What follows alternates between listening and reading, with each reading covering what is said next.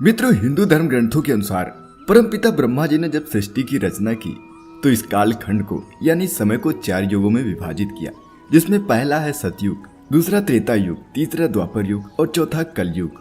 और आज हम जिस युग में जी रहे हैं उसे कलयुग माना जाता है। हिंदू पुराणों के अनुसार ब्रह्मा जी का एक दिन सतयुग से शुरू होकर कलयुग के अंत तक खत्म हो जाता है और फिर दूसरा कालखंड शुरू हो जाता है। तो आइए आज हम विस्तार से जानते हैं इन 4 युगों के बारे में और इनमें होने वाले बदलाव के बारे में। मित्रों, लिंग पुराण के अनुसार कालखंड में सबसे पहले सतयुग आता है। साथियों, इस युग को हम सच्चाई का युग भी समझ सकते हैं। इस युग में ज्ञान, ध्यान और तप प्रधान होता है। इस युग में मानसिक शांति होती है और इसे इसलिए भी आदर्श युग कहा जाता है क्योंकि इस युग में वेदों का ज्ञान हर मनुष्य के पास होता है। मनुष्य अपने गुरु, माता और पिता की सेवा करते हैं, उनका सम्मान करते हैं क्योंकि उनमें कोई स्वार्थ नहीं होता है। इस युग में लोग लोभ या लालच नहीं करते हैं, एक दूसरे से प्रेम भाव रखते हैं, अपनी इंद्रियों के वशीभूत होकर किसी का बुरा या पाप नहीं करते हैं और मनुष्य अपने कर्मों को धर्म और नीतियों के अनुसार ही किया करते हैं। इस युग के किसी भी मनुष्य को कोई बीमारी नहीं होती क्योंकि वह ज्ञान की सहायता से अपने मन और इंद्रियों को काबू में रखता है। पुराणों की माने तो सतयुग की काल अवधि 17,28,000 वर्ष बताई जाती है। इस युग में मनुष्य की लंबाई 32 फुट होती है और उनकी आयु 10,000 वर्ष से लेकर 1,00,000 साल तक होती है। इस युग में कोई भी एक दूसरे से झूठ, लड़ाई या द्वेष जैसे भाव नहीं रखता है। मित्रों, जिस तरह कालखंड 4 युगों में विभाजित है, इसी प्रकार धर्मों के भी 4 स्तंभ हैं जो हर युगों में घटते जाते हैं। यह स्तंभ कुछ इस प्रकार हैं। पहला तप, दूसरा सच्चाई, तीसरा शुद्धि और चौथा दया। जैसे ही युग बदलता है, एक एक करके स्तंभ कम होते जाते हैं और इस सतयुग के समाप्त होने के साथ ही साथ इनमें से पहला स्तंभ यानी तप घट जाता है और एक नए युग की शुरुआत होती है जिसे दूसरा युग यानी त्रेता युग कहा जाता है। मित्रों, त्रेता युग को रजत युग भी कहा जाता है यानी सिल्वर एज। इस युग में ज्ञान घटना शुरू हो जाता है। त्रेता युग में ही जीवन के नियम निर्धारित होने लगते हैं। त्रेता युग में मनुष्य अपने कर्तव्य का पालन तो करते हैं लेकिन सतयुग की तरह अपनी इंद्रियों को वश में नहीं कर पाते, जिससे उनका ध्यान, ज्ञान और भक्ति में रुचि कम होने लगता है। इस युग में भौतिक संसाधन का भी मोह बढ़ने लगता है और यहीं से स्वार्थ भी पैदा होने लगती है। लोग लालच और लोगों से ईर्ष्या करने लगते हैं, जिससे मनुष्य राज और भौतिक संसाधनों के लिए युद्ध करने लगते हैं। हालांकि ऐसे लोगों की संख्या कम होती है। इस युग में समाज वर्णों में विभाजित होने लगते हैं, जैसे ब्राह्मण, क्षत्रिय, वैश्य और शूद्र। त्रेता युग की काल अवधि 12,96,000 वर्ष होती है। इस युग में मनुष्य की लंबाई 21 फुट होती है और आयु 10,000 वर्ष होती है। इस युग के पहले ही यानी सतयुग में ही धर्म का पहला स्तंभ यानी तप कम हो जाता है। इसलिए त्रेता युग में लोग तप को जीवन के लिए जरूरी नहीं समझते हैं, जिसके कारण लोगों में मतभेद पैदा होने लगते हैं। पर फिर भी इस युग में सच्चाई और शुद्धि बनी रहती है। इस युग में भगवान विष्णु के श्री राम अवतार को आदर्श पुरुष माना जाता है क्योंकि वह धर्म के 3 स्तंभ यानी सच्चाई, शुद्धि और दया की मर्यादा बनाए हुए थे। त्रेता युग के साथ धर्म का एक और स्तंभ कम होने लगता है यानी शुद्धि, जिसके बाद शुरुआत होता है द्वापर युग का। मित्रों, लिंग पुराण के अनुसार इस युग में मनुष्य अपने कर्तव्य से दूर होने लगता है और उसमें स्वार्थ बढ़ने लगता है। बौद्धिक संसाधनों को पाने के लिए अधर्म करने लगता है और धर्म के मार्ग को त्याग देता है।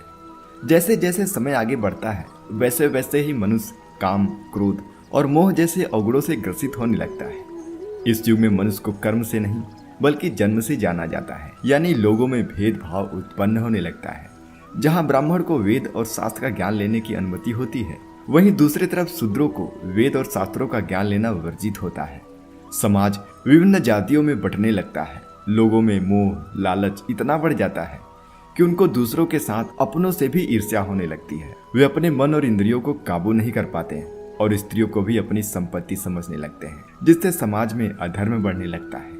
मित्रों, द्वापर युग में ही महाभारत जैसे महायुद्ध भी हुए। इस युग में शक्ति को ज्ञान से बढ़कर समझा जाने लगा क्योंकि इसमें धर्म के 2 स्तंभ यानी तप और शुद्धि भी कम हो जाती है। इस युग को केवल सच्चाई ही बचा कर रख पाती है। जैसे महाभारत में शुद्धि ना होने के कारण आपसी बैर पैदा होने लगे, पर आखिर में सच्चाई की ही जीत हुई। इस युग में ज्ञान के कम हो जाने पर स्वयं भगवान अवतार लेते हैं मनुष्यों को ज्ञान देने के लिए, जैसे कि श्री कृष्ण ने श्री भागवत गीता का ज्ञान दिया। पुराणों की माने तो इस युग की काल अवधि 8,64,000 वर्ष होती है और इसमें मनुष्यों की लंबाई 11 फीट और आयु 1,000 वर्ष तक ही होती है। और यहीं से मनुष्य का खुद पर से नियंत्रण खत्म होने लगता है, जिसके कारण उसके शरीर में नई नई बीमारियां पैदा होने लगती हैं। लोग सुख सुविधा के लिए लड़ने लगते हैं, जिसके बाद सच्चाई का भी अंत होने लगता है और शुरू हो जाता है इस कालखंड का सबसे भयानक युग, जिसमें ना तो तप होता है, ना शुद्धि होती है और ना ही कोई सच्चाई रहता है। इस युग में रहता है तो सिर्फ एक स्तंभ, केवल दया। कलयुग के मनुष्य में काम, क्लेश, शारीरिक रोग और शारीरिक और मानसिक द्वंद्व बढ़ने लगता है। वेद, शास्त्र, ज्ञान और धर्म का पूरी तरीके से त्याग हो जाता है। इस युग में लोग अधर्मी, महाक्रोधी और अल्पबुद्धि वाले होते हैं। इस युग में सभी अपने कर्तव्यों से भागने लगते हैं और अपने स्वार्थ की पूर्ति हेतु किसी को भी नहीं छोड़ते। काम, क्रोध, लोभ के कारण हिंसक घटनाएं बढ़ने लगती हैं। संतान अपनी माता पिता को भी अकेला छोड़ देता है। जैसे जैसे यह युग आगे बढ़ता है, मनुष्य प्रकृति से दूर होने लगता है और भोग विलास में लीन हो जाता है, जिसके कारण मनुष्य का शरीर कई रोगों से घिर जाता है और आलस जैसे गुण बढ़ने लगते हैं। मित्रों, कलयुग में मनुष्य अपने सुख सुविधा को लेकर भूतकाल और भविष्य काल की सोचने लगता है, जिसके कारण वह क्रोध और चिंता में रहता है, जिसके कारण मनुष्य की आयु और लंबाई कम होने लगती है। यानी इस युग में मनुष्य की लंबाई 7 फीट और आयु 80 से 90 साल ही रह जाती है। कलयुग की काल अवधि 4,32,000 वर्ष बताई जाती है। वैसे तो कलयुग को श्रापित बताया जाता है, लेकिन फिर भी इस युग में सिर्फ एक दिन किया हुआ धर्म का काम सतयुग के 10 वर्ष, त्रेता के 1 वर्ष, द्वापर के 1 माह के बराबर होता है। और इस कलयुग में हरि का सिर्फ नाम लेने मात्र से ही मनुष्य को मुक्ति मिल जाती है।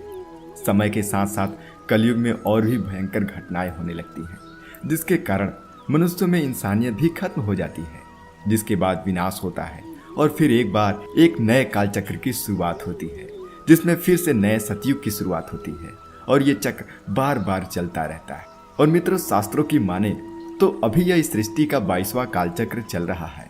तो मित्रों, उम्मीद करता हूँ कि आपको आज की यह वीडियो पसंद आई होगी। आपको वीडियो कैसी लगी हमें कमेंट में जरूर बताइएगा। अच्छी लगी तो वीडियो को लाइक करिए और ऐसे ही आध्यात्मिक और पौराणिक कथाओं को सुनने के लिए हमारे चैनल को अभी सब्सक्राइब कीजिए।